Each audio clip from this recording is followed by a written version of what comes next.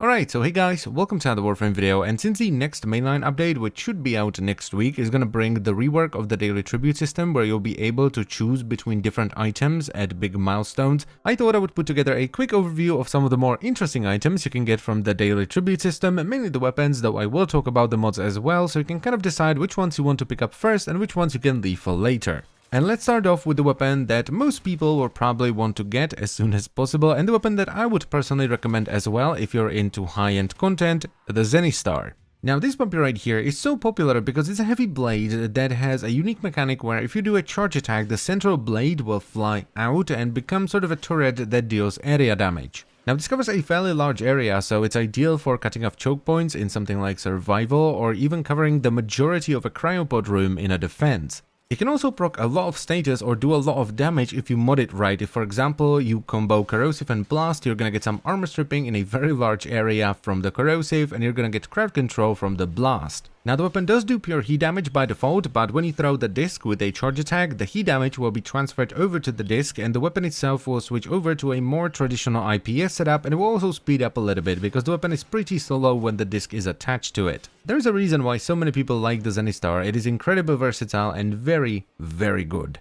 Next on the menu we have the Azima, which is a fully automatic secondary pistol. Now this one is a little bit weak also when it comes to stats. It doesn't do a ton of damage per shot, it doesn't have great crit or status, but what it does have is the ability to fire off the rest of its magazine with a single click of the secondary fire button. Now this will quite literally fire out the rest of your magazine. The magazine will bounce off the ground, float into the air, and start turning while firing in 4 different directions with the ammo that was left in the magazine when you fired it out. It's quite a fun mechanic, though it is extremely ammo hungry because, well, you're firing out the rest of your magazine, so running an ammo mutation mod or at least carrier with ammo case is highly recommended. So overall can do some decent damage with proper investment, you know, primed crit mods, dual stat mods, that kind of stuff, and it has some utility with the secondary fire, but I would probably not pick it as my first weapon. Moving on to the Zenit, which can switch between 2 different fire modes. There is a fully automatic one that relies mostly on status and slash, and a semi-automatic one that relies on crit and puncture. Now, switching between the 2 different fire modes is done once again through the secondary fire button. However, since this is a tribute weapon, there is a twist. Because when you switch from full auto to semi-auto, not only do you get infinite punch through on semi-auto, which is pretty cool, you will also fire out sort of a small drone, kind of like the magazine with the Azima.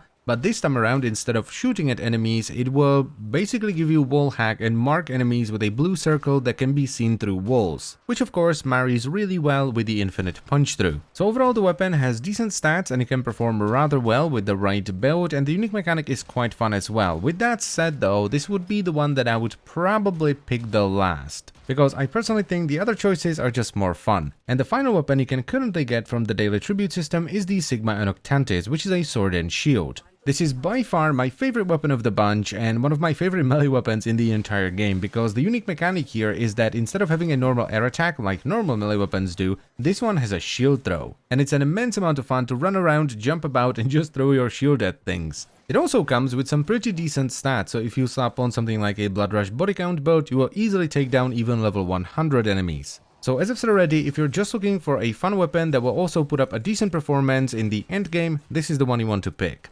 And that's the weapons out of the way. Now let's talk a little bit about the primed mods. So the order in which I would personally pick them would be Primed Fury, number 1. This has become pretty much essential for me on weapons that cannot run Berserker. It just adds so much more attack speed than the standard Fury. Then, and a lot of people are probably gonna disagree with me on this one, I would pick up Primed Vigor, which gives you a lot of flexibility when it comes to frame builds. Then at number 3 I would pick up Primed Shred, which is nice on some weapons, but it's definitely not necessary for any of them. And finally Primed Sure-Footed, because, well, it's Primed Sure-Footed. Now don't get me wrong, Primed Sure-Footed is okay if you can afford to put it on a build, but it just cannot compare to the other 3. And that's pretty much it for the overview of some of the more interesting items you can get from the daily tribute system. Just please remember that this is just my personal recommendation, so if you want to get the Lodestar Siandana and the cosmetics first, go right ahead. And as always guys, I thank you very much for watching, I hope you have enjoyed the video and it was helpful, and I will see you next time. Bye bye.